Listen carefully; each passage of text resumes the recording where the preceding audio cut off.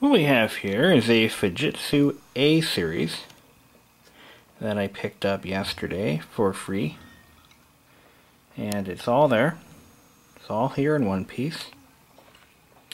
It is built with the factory image, and it has a few really awesome features for its age. The Fujitsu Lifebook A series that I was aware of, just put it to sleep. It spanned several years, and from what I understand is still in production in one form or the other. This is a Lifebook from 2002. This is the old logo. Try to get a good shot of that.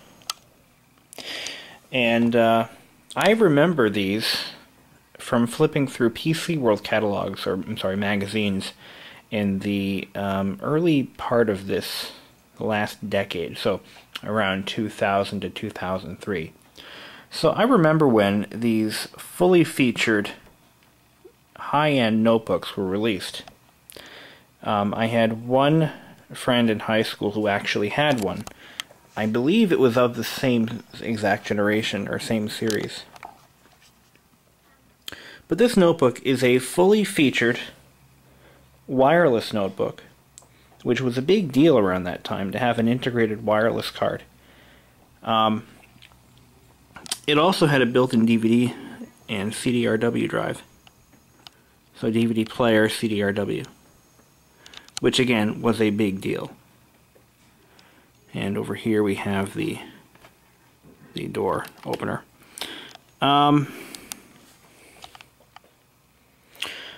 So far, I have had this machine running for a little while. It's actually run overnight, and I know it's in pretty good shape that way. I've had this machine running overnight doing updates and various things, and we'll take a good look at it underneath and go over the other features and stuff. It has a built-in cooling fan, obviously. It is an AMD Athlon. I believe it's a 1.7. It's been repaired a couple of times, I imagine. None of the screws were correct for the back panel. I had to replace most of them. And it's missing all of these standoffs, which I'll have to replace those too. You can see that the case is separated a little bit right here, and that's because somebody replaced or repaired the power connector using some kind of an epoxy. And they allowed it to dry, and they reassembled it, and they didn't machine the epoxy down to allow the grooves to line up properly in the casing. So that's why that's like that. I haven't taken the thing apart yet, but I am planning on it, just to see what kind of a mess is inside there. I don't see any visible cracks anywhere on the case, and it's in pretty damn good shape. As with most silver laptops, which is why this is the dumbest thing the PC industry has ever done, you know, whoever's brilliant idea to start this trend should be fired. But they started painting laptops with silver paint. And as anyone knows, silver paint is the worst. It's prone to scratching and scuffing, and it always shows up. And this is a good example of what happens when you paint a freaking laptop like that. It's got scratches everywhere on the cover, and wear marks, and it's just a bad idea. So I'm going to do something that I haven't done before. I'm going to probably try and paint this laptop a different color. Just the top cover, the silver part. I haven't decided yet whether I'm going to do it or not. It was just something that popped into my head. But I'm thinking of painting it red, just because I have nothing else better to do. So, once again, we'll go over the port configuration. We have, here's another biggie, FireWire. You know, some notebooks from that time period, the higher end ones, had FireWire, even though it really wasn't that popular. It still has an infrared port. It has a PS2 port. It has 2 USBs. That's probably type 1. We have a 9-pin serial, VGA, 25-pin parallel, so it has all the legacy stuff. And we have our built-in modem, Ethernet, and type 3 PCI card, or PCMCIA card, and a floppy drive. So this is a well-featured machine.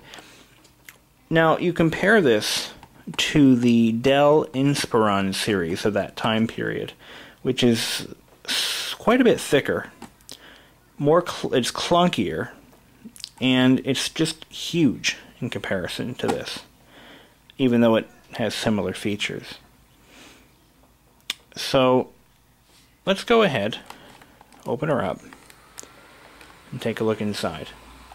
So we have an unpainted gray keyboard, which was a smart idea, and we have a painted display bezel, and the palm rest is also painted. But fortunately enough, the palm rest doesn't have any signs of wear at all. The keyboard has very minor wear, nothing that I can really, just a little bit of glazing on the space bar. So this was used to some capacity. Running Windows XP Pro and equipped with, now this is what really got me. I didn't quite understand why they would do this. I guess DDR memory wasn't available at the time, but it has 256 megabytes of PC-133. I was kind of hoping for DDR, but in 2001 or 2002 when this was made, you know, there are compromises. This machine could be made as late as 2003. I don't know for sure.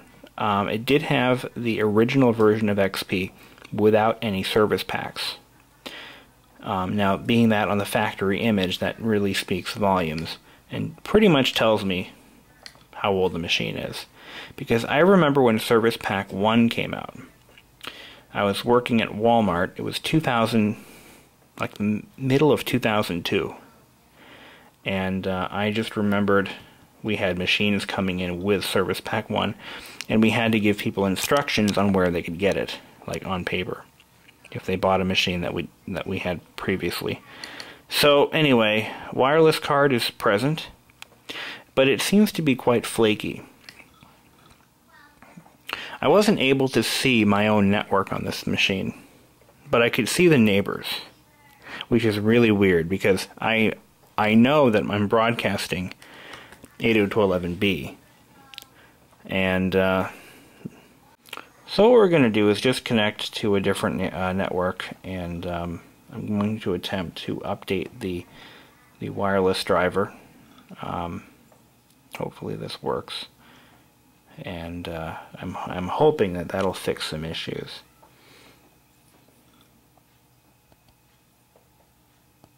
So let's talk a little bit about how I acquired this machine. I was at my desk, and a fellow coworker walks in and looks at me, and he has his laptop in his hand, and he's like, "Can I bother you?" I'm like, "Sure." So he brought it over, and he's like, he just dropped it on my desk like from a foot. Bam! "Can you fix this?" I'm like, "Well, what's wrong with it?" "I don't know." I'm like, "Okay." And he says, "Oh, I found it in my basement." I'm like, "Okay." So I'm like, "Well, do you have a power supply?" "No." I'm like, "Okay." And I'm like, "Well, what do you want to do with it?" And he's like, "Well, I don't know, like iTunes." I'm like, "You can do that, but you're going to probably want to rebuild it. You know, you need to get a power supply for it, and maybe put some more memory in it, you know, the usual stuff." And he's like, "Well, that's too much work. You want it?" I'm like, "Okay." That's pretty much how I got it. That happens to me a lot more than it should, but it's a true story. So it really isn't much of a it's nothing special. I mean, there really isn't a whole lot I can say about this laptop. I mean, it's just your typical business-grade laptop. I mean, this isn't... The Lifebook series was primarily marketed towards businesses, from what I could tell.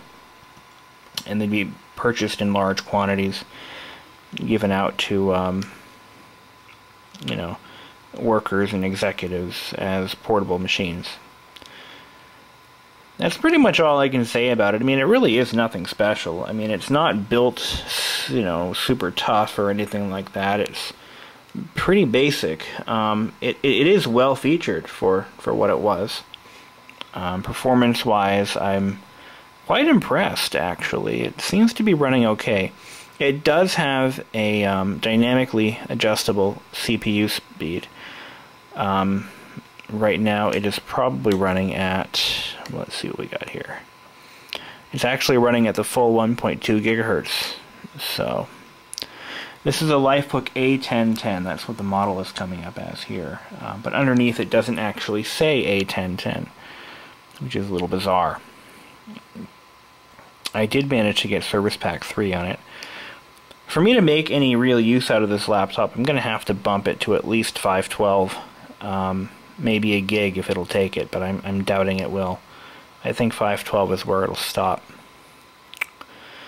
It's just a shame that it's only PC 133, because I have a ton of scrap PC 266 DDR RAM that I could use. But, you know, unfortunately, you get what you get. I'm going to go ahead and remove the user account from the previous owner.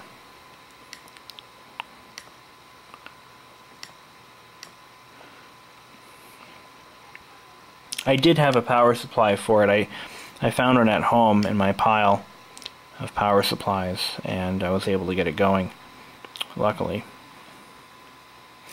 I have removed a lot of software off of this that was pertaining to the original company that owned it. It was a corporate machine, obviously, and there was a lot of junk on here that I really don't want.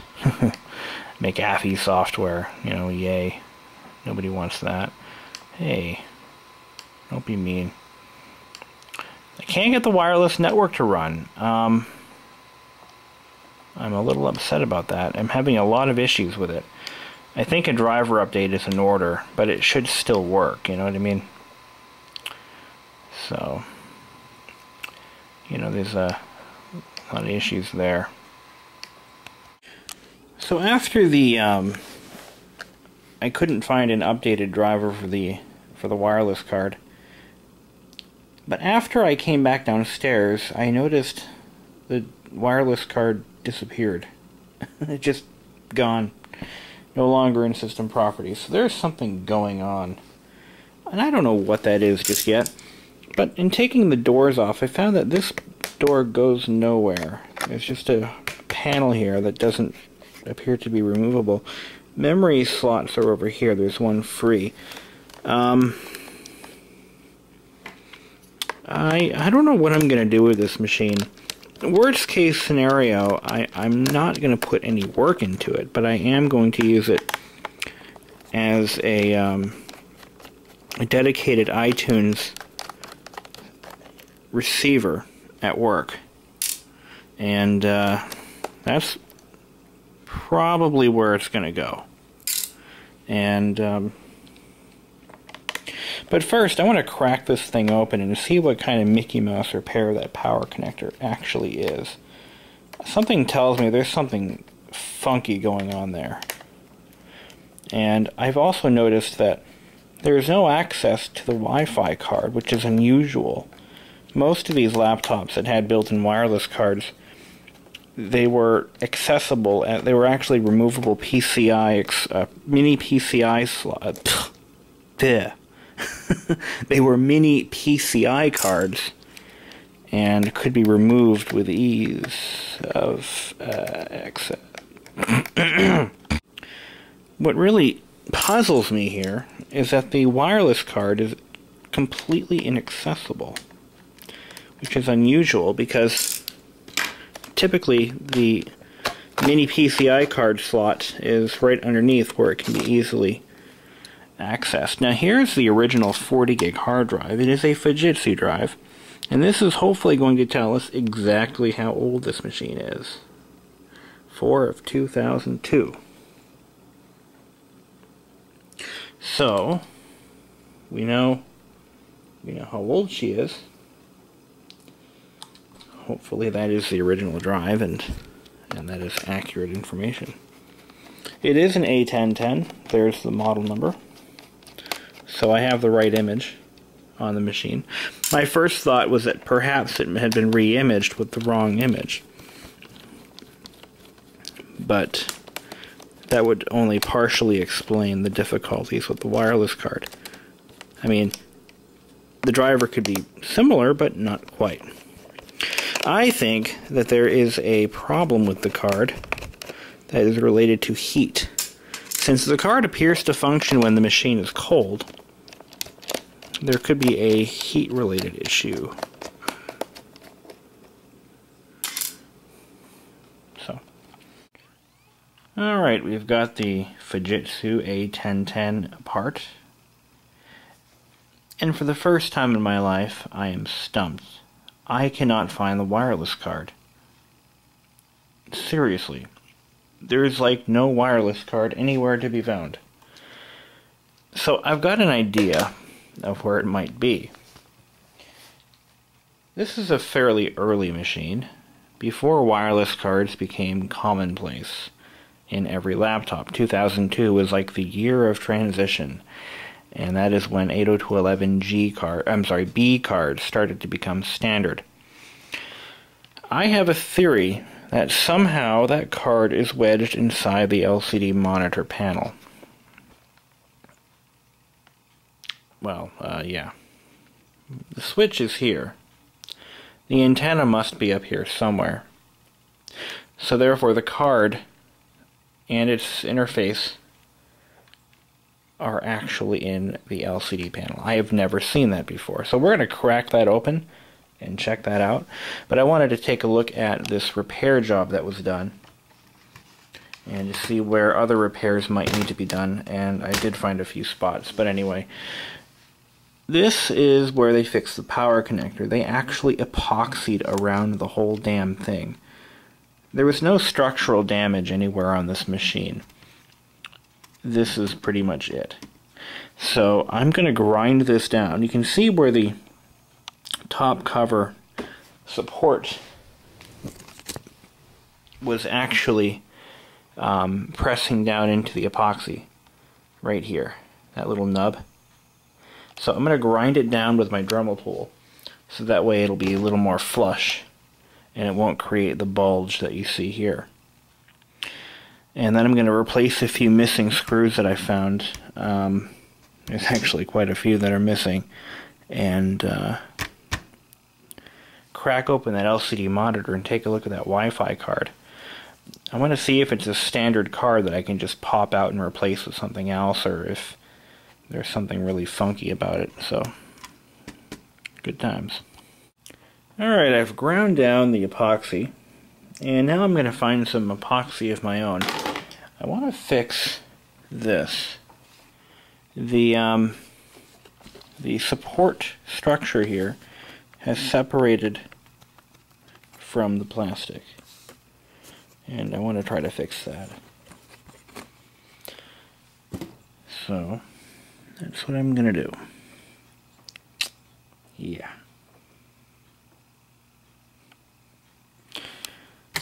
Here's the CPU cooler. Good quality one too. Chipset. Clock battery. Pretty sensible layout. Doesn't see the quality, but yeah, it does the job. Figuring it's about 10 years old now. Wow, 10 years. Alright, I had to do a little more grinding to this. They really didn't do a very good job. There, I said it. Anyway. Well, the case of the missing wireless card has been solved. Yes, as you thought, as I thought, it is in fact in the display housing. There she is. So this machine could have very well been made by Quanta, which is a major OEM of laptops. Interesting. I thought Fujitsu made their own stuff, but I could have been wrong. Quanta, 4 of 2002. There's the MAC address. There's the antenna, left and right, and here's the power switch. So this is probably using... I've never seen this before, actually. This is a new thing for me. I'm not familiar with this design. The card may be bad. I've come to terms with that. So, yeah, it is what it is. But anyway, that's where it is, in a very unusual location. I was surprised to see that. Now, this is how the case now fits together, nice and flush, like it's supposed to be. I had to grind away a lot of epoxy, and I actually had to chisel some of it away with a screwdriver and a hammer. Seriously. Quality stuff here. But that's all fixed up. This is all reattached, the support piece here, with epoxy. How I did that to save time is I epoxied it in all the locations where I wanted it, to be attached, and then I hot glued around it like a nice seam, and that way the hot glue will hold it in place until the machine's assembled, where the epoxy will cure in about 24 hours. Alright, we're all reassembled. We're going to plug the power back in. The battery is holding a charge, so hooray for that. And we have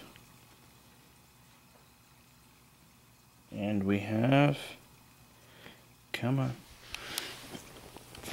Well, this is plugged in. We don't have power. So perhaps I broke this stupid thing. Great. Alright, well.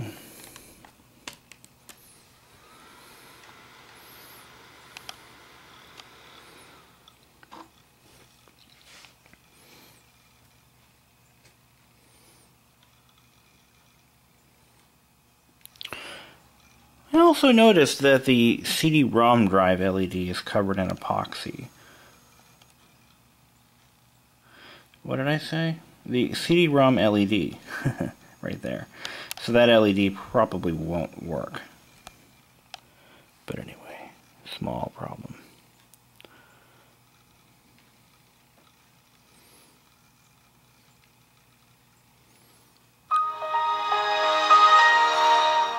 I should have turned the volume down. Let's do that. And we're going to turn the brightness up. Well, it shows that it's been plugged into a power source, so maybe the battery is just fully charged. Yeah, that's what I'll go with. The wireless connector came up instantly. And I can now only see this one network. What the hell? Let's try refreshing it. I did reseat a few connectors while I was in there. So let's see if I can connect to my network.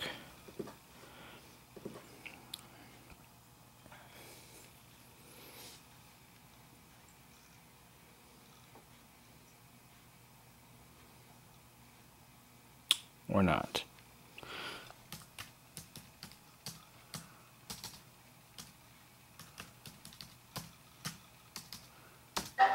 Yeah, it's not taking my code. Well, that's bizarre. Alright, let's try back in this one.